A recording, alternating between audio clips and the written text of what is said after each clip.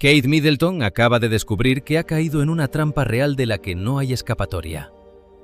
Mientras el príncipe Guillermo cumplía con su agenda en el extranjero, la reina Camila ha movido los hilos para que Carlos III firme una orden de tutela soberana secreta. Este documento, basado en una ley de hace 3 siglos, le arrebata a Kate el poder de decisión final sobre el futuro de sus propios hijos.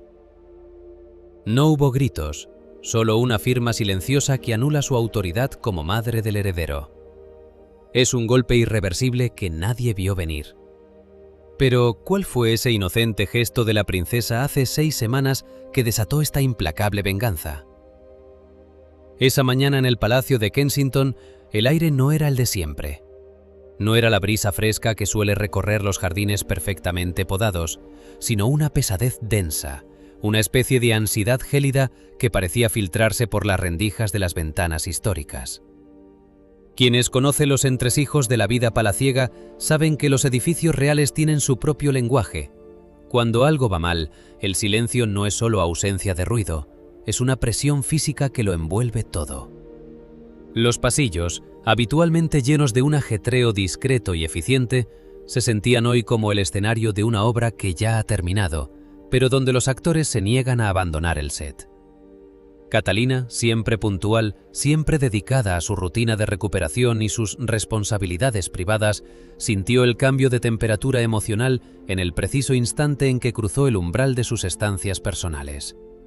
El ambiente estaba cargado de lo que algunos asistentes han descrito en susurros como un olor a traición.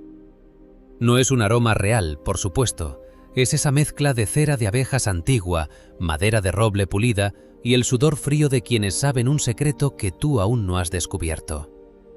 Es el aroma de las malas noticias que se sirven en bandeja de plata. Al avanzar por el corredor, la princesa de Gales notó algo que cualquier otra persona habría pasado por alto, pero que para alguien entrenado en la observación milimétrica del protocolo era una señal de alarma absoluta.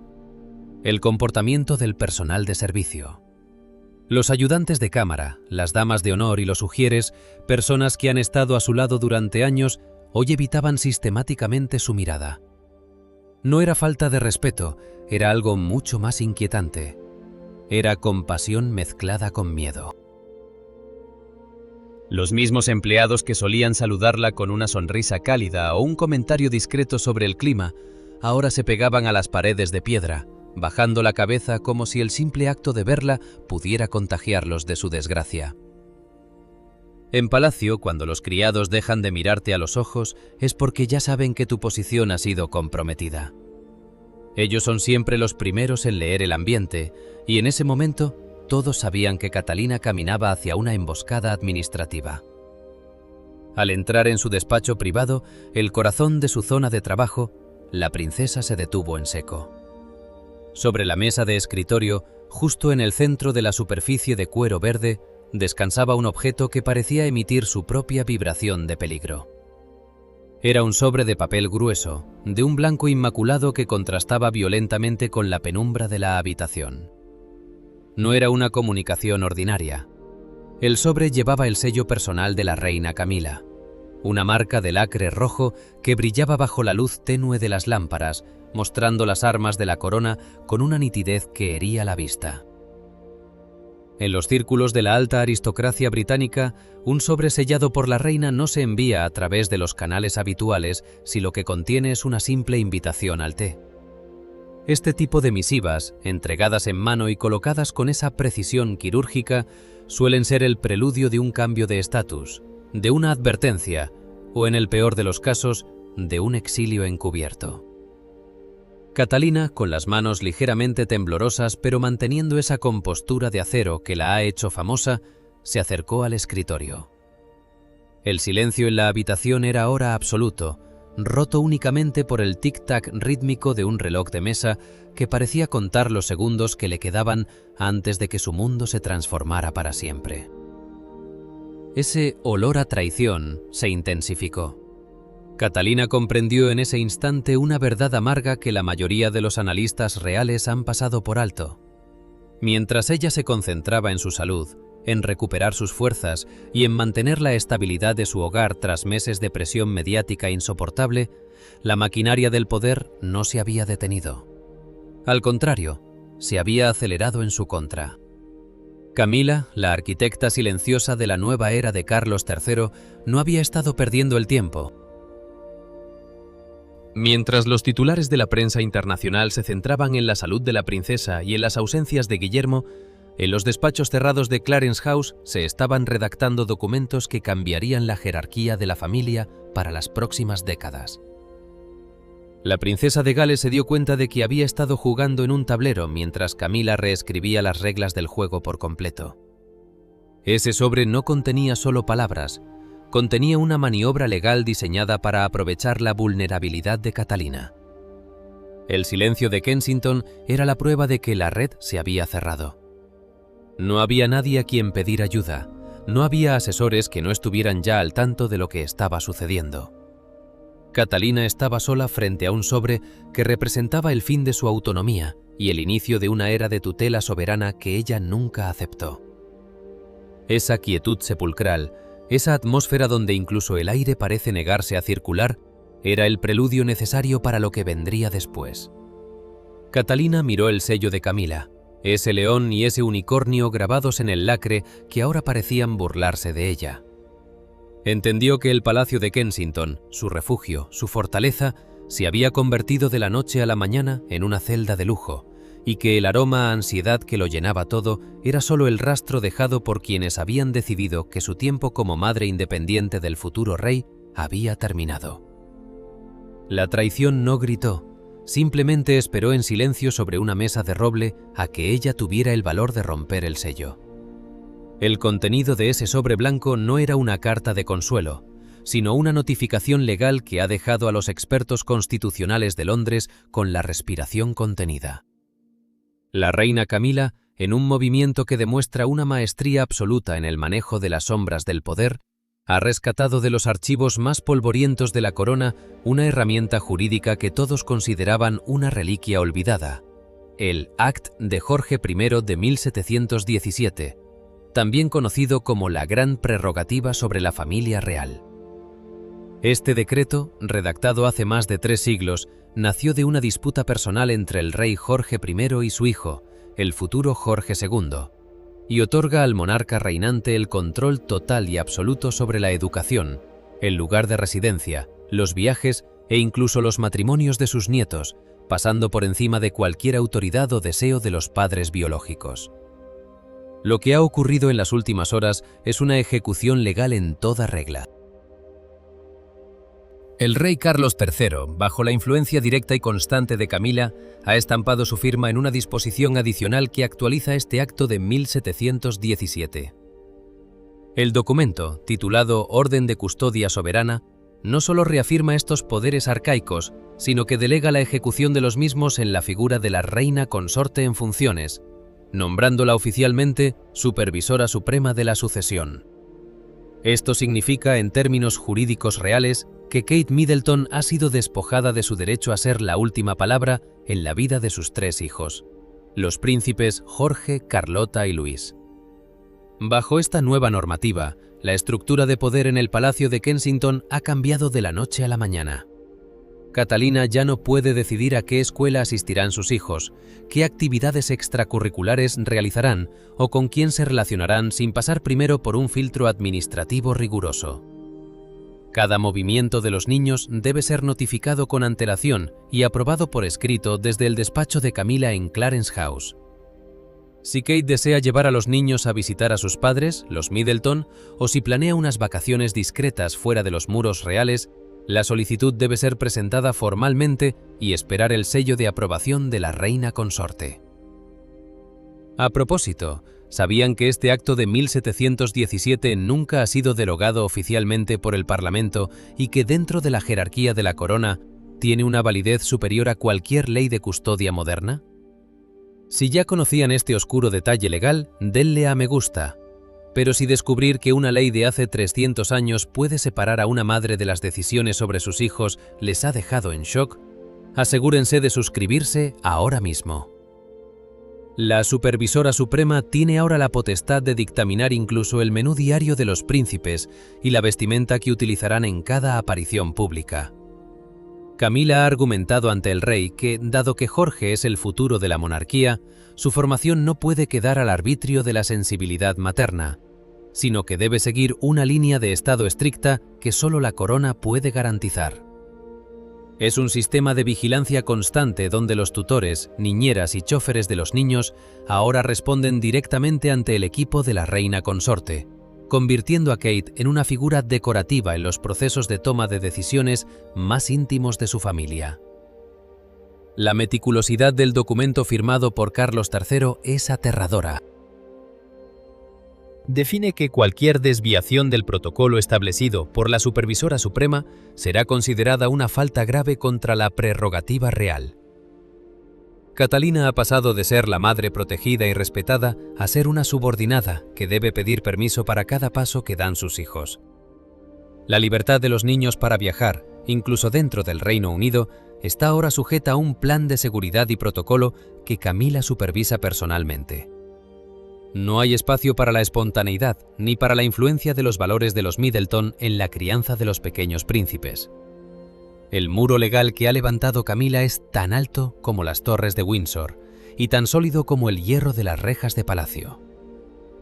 Este movimiento no es solo una cuestión de organización doméstica, es una declaración de propiedad sobre la línea de sucesión. Al controlar a los nietos, Camila controla el futuro de la monarquía y, de paso, neutraliza el creciente carisma y la independencia de Catalina.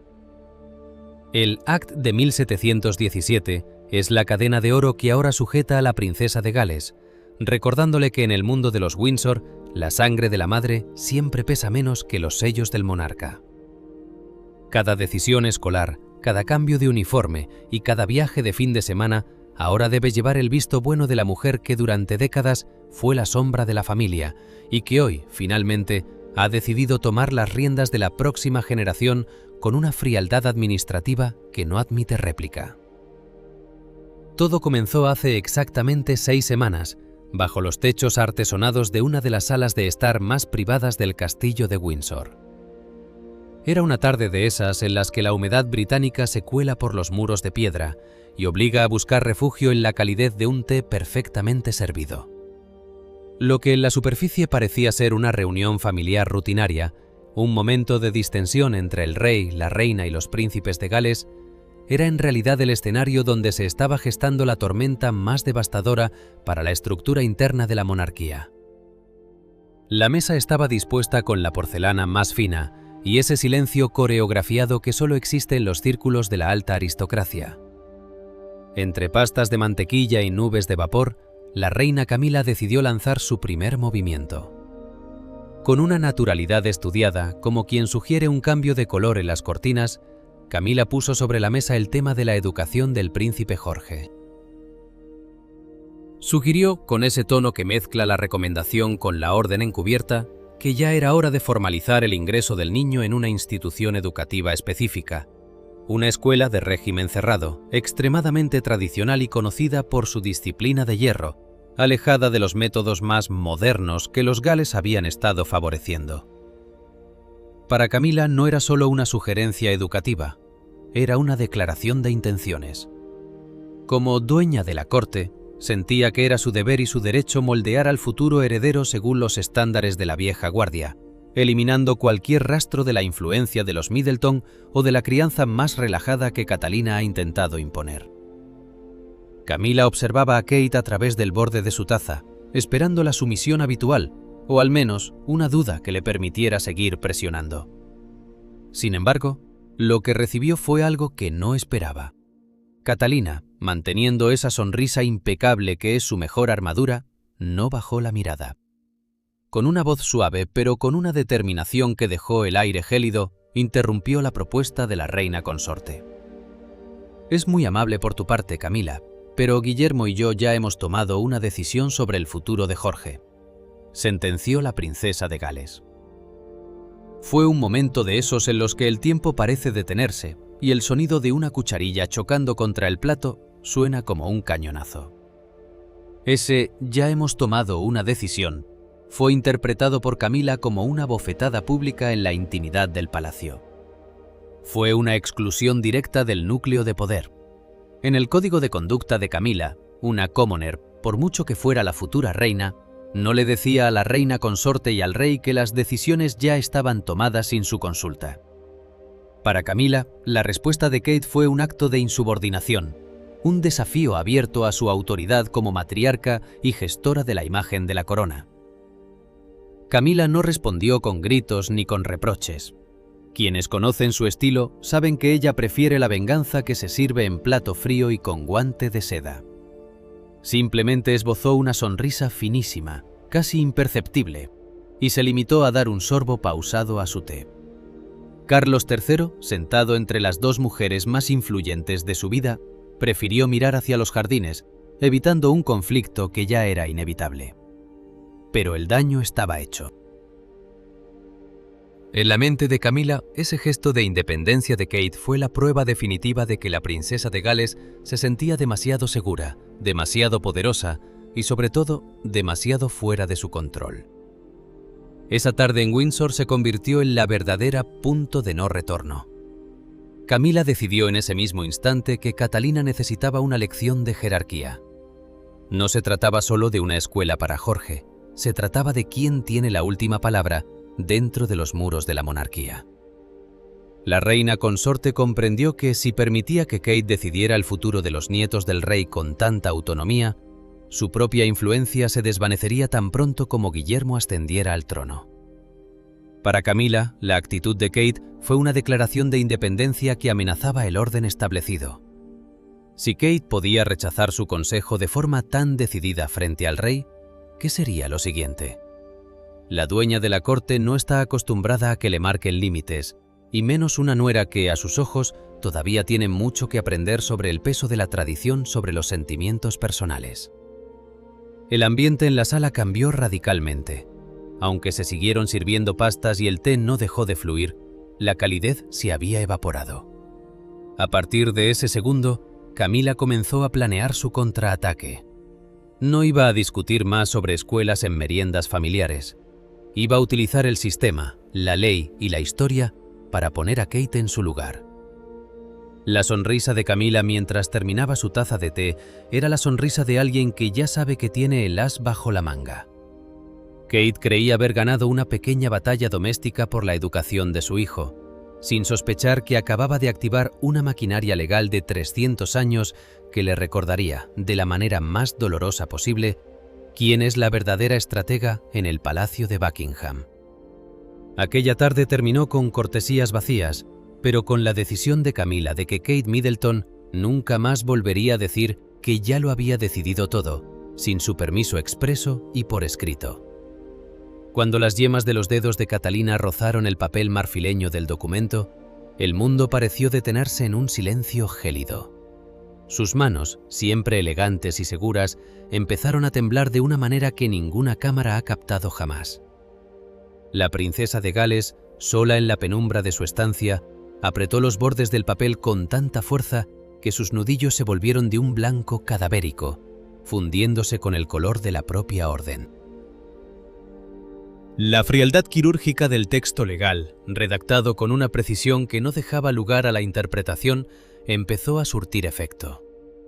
En ese momento, la máscara de compostura real que Catalina ha perfeccionado durante años se resquebrajó. El lema oficial de mantener la calma y seguir adelante fue sustituido por una comprensión devastadora. El suelo bajo sus pies acababa de desaparecer. Ese estatismo de hielo que suele mostrar la princesa de Gales se transformó rápidamente en una sensación de asfixia.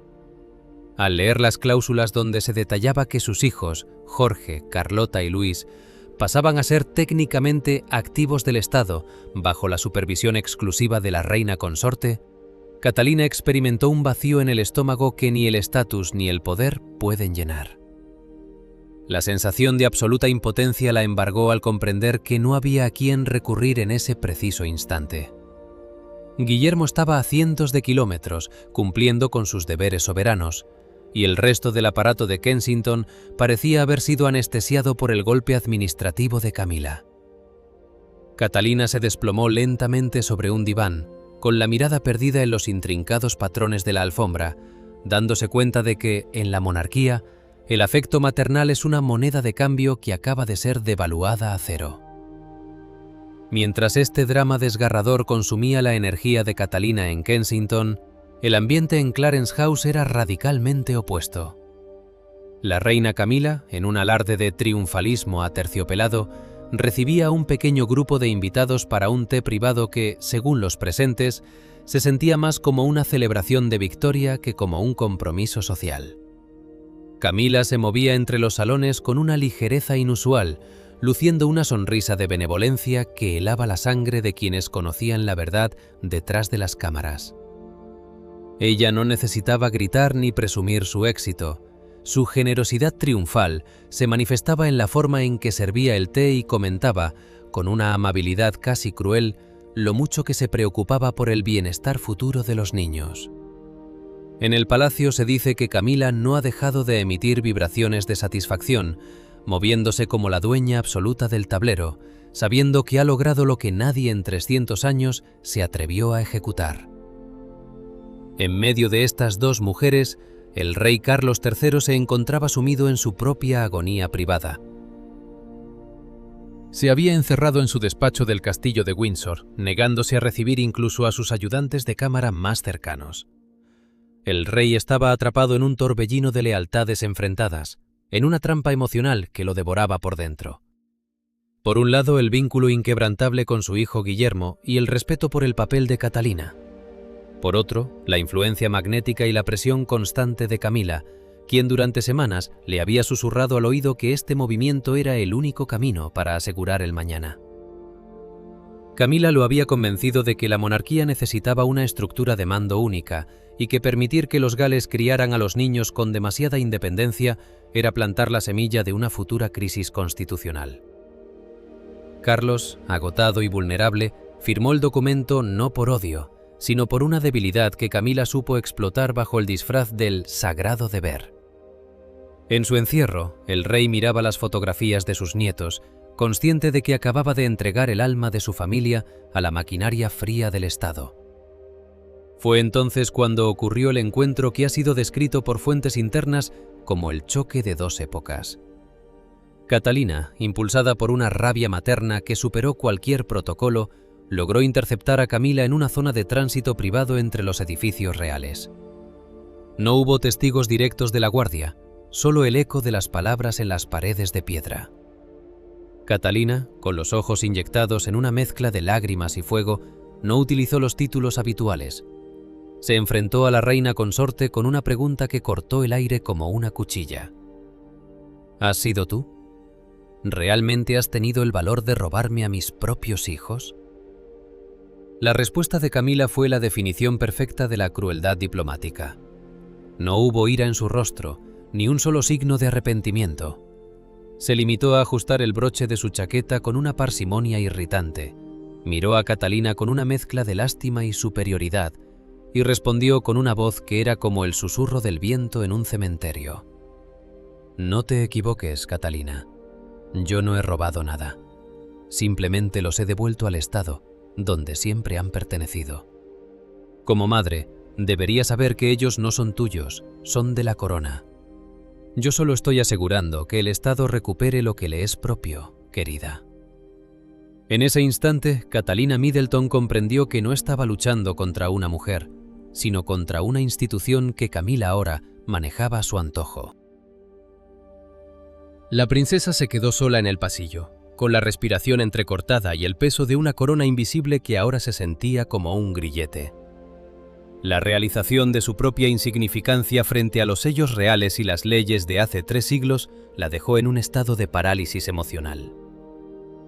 Mientras tanto, Camila se alejaba con paso firme hacia sus aposentos, dejando tras de sí el aroma del triunfo y el rastro de una familia que, a partir de ese momento, dejaba de ser una unidad de amor para convertirse en un engranaje de la fría administración real. Carlos seguía en su despacho, Guillermo seguía en su viaje, y en Kensington los juegos infantiles de Jorge, Carlota y Luis continuaban, sin que ellos supieran que su madre acababa de ser borrada de sus futuros por una pluma y una ley que nadie pensó que volvería a la vida. El sonido de las botas del príncipe Guillermo resonando contra el mármol de los pasillos del castillo de Windsor fue el primer aviso de que la tormenta había llegado.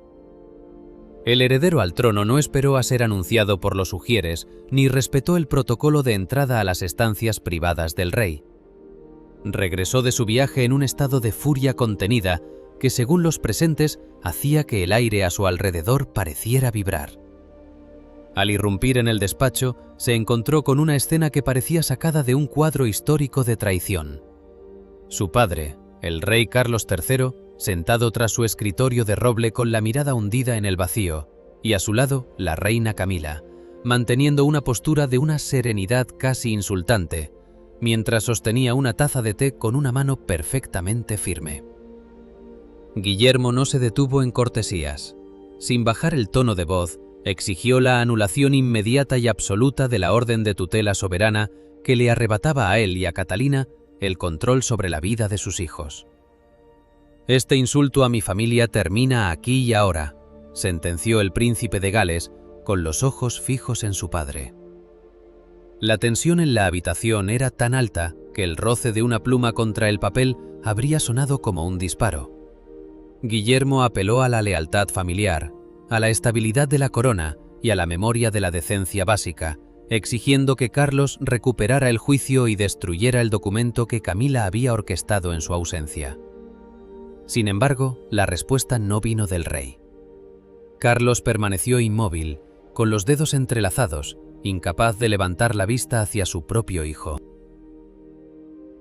Fue Camila quien, con una parsimonia que rayaba en lo maquiavélico, dejó la taza sobre el plato de porcelana sin hacer el más mínimo ruido.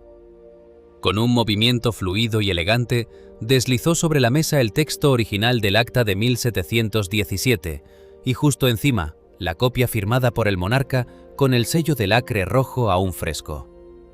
En ese momento la voz de Camila llenó el despacho. No fue un grito, sino un susurro quirúrgicamente frío que penetró en la conciencia de Guillermo como una cuchilla de hielo. «Me temo que las cosas no funcionan así en este palacio, Guillermo», dijo ella, manteniendo una expresión de una neutralidad aterradora. Fue entonces cuando lanzó la pregunta que paralizó cualquier intento de rebelión física. ¿Realmente estás sugiriendo que vas a oponer resistencia a la voluntad expresa de tu soberano?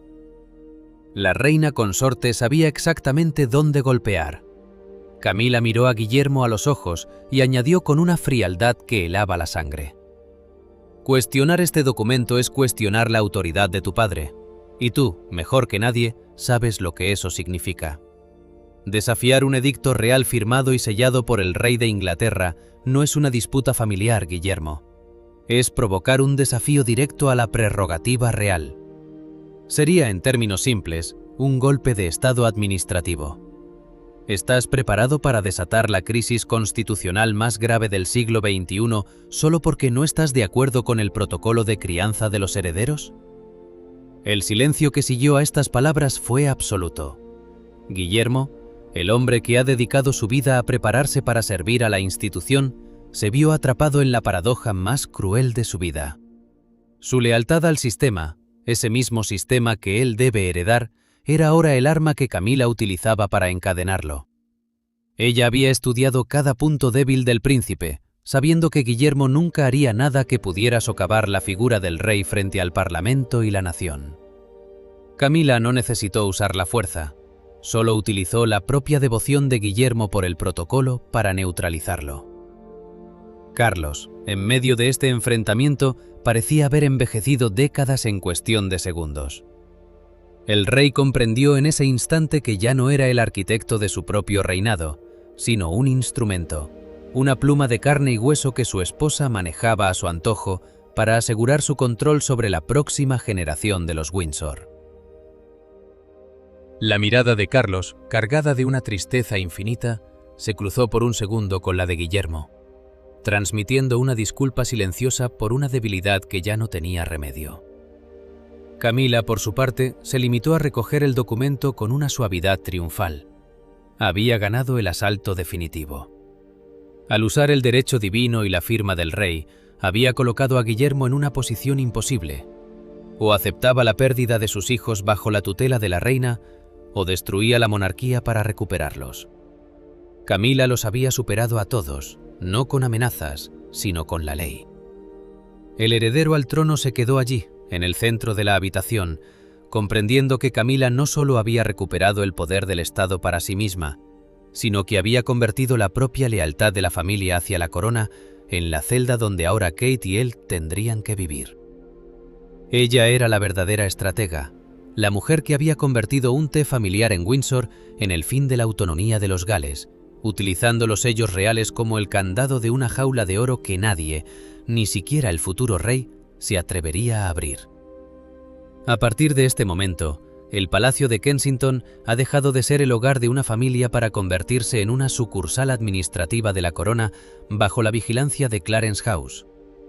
Catalina Middleton, la mujer que el mundo entero adora y que encarna la esperanza de una monarquía renovada, ha pasado a ser oficialmente una huésped de honor en la vida de sus propios hijos. Aunque la veamos sonreír en el balcón del Palacio de Buckingham o caminar con paso firme en los actos de Estado, la realidad que oculta los muros de piedra es que su influencia ha sido encerrada en una jaula jurídica de oro y lacre. Cada vez que Jorge, Carlota o Luis corren hacia ella, hay un supervisor en las sombras, un tutor nombrado por Camila, que registra el encuentro y se asegura de que ninguna influencia externa, como Camila denomina sutilmente a los valores de los Middleton, interfiera en la formación de los activos del Estado. El nuevo orden mundial dentro de los Windsor es una lección magistral de realismo político. Catalina está en el trono, pero su poder ha sido castrado por leyes que nadie pensó que volverían a ver la luz. Se ha establecido una jerarquía donde la popularidad no sirve de escudo frente a los archivos polvorientos. Camila ha demostrado que en el palacio la batalla no se gana con portadas de revistas ni con el cariño del pueblo, sino con el conocimiento quirúrgico de las reglas de la guerra cortesana.